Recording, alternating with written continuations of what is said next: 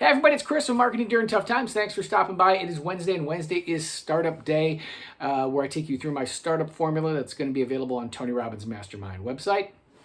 This is step 8. And step 8, you probably have a question. And that question is, can I afford to open this business, or what is this going to cost to open a business? And this is a topic called budgeting. I don't give financial advice, so this is really something you should sit down with your financial advisor and talk about. But I'm going to try to provide you with some good information and some resources that I think you'll find helpful. When you think about budgeting, they're basically estimates. You're estimating your cost in the future. What do you think it's going to cost to do this? What do you think it's going to cost to do that? And that'll give you an idea of how much money you need and what it's going to cost you to operate your business.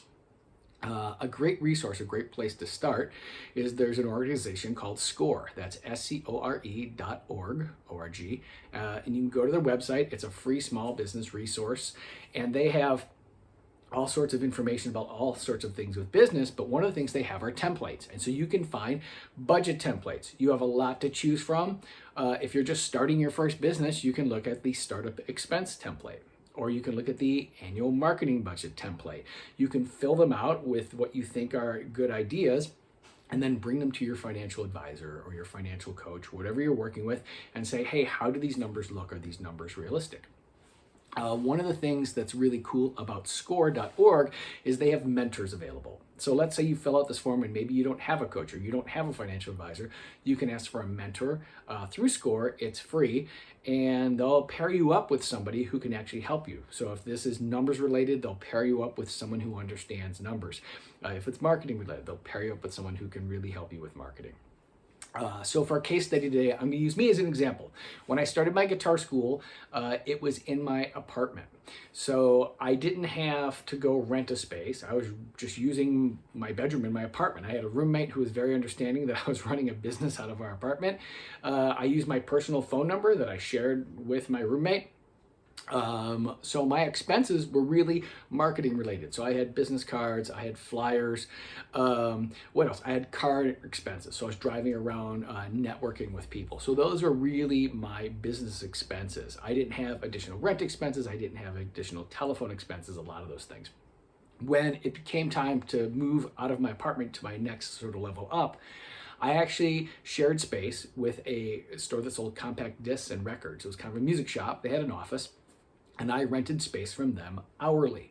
So every time I did a lesson, I had to give them a cut. That was how I paid the rent.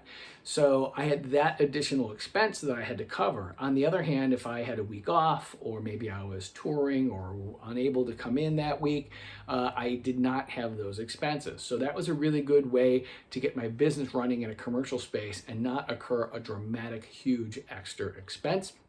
I actually still use my home phone number at my apartment, and then they also took messages for me at the record store, and they were actually happy that I was bringing traffic into their business, and they were getting a couple bucks off of every lesson I did, so they had some money coming in. It wasn't until I was 3 years into my business that I actually rented a commercial space where I said, okay, I'm going to sign a lease. I'm going to get a commercial phone. I'm going to have Yellow Pages ads, where I did that whole thing.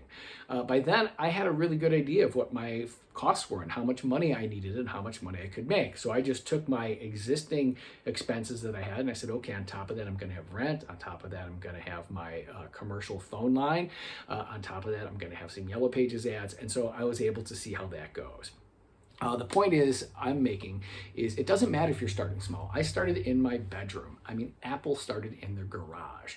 But even if you start small, even if this is your side hustle, it's important to know your numbers, have a realistic budget, and have someone who you can sit down and go over these numbers with, some kind of a financial person. It could be your accountant. It could be a SCORE mentor. Okay, so I hope that can get you started. So pop over to SCORE's website, start downloading some templates, and start seeking out some financial help. All right, I will see you next time. Thanks. Bye.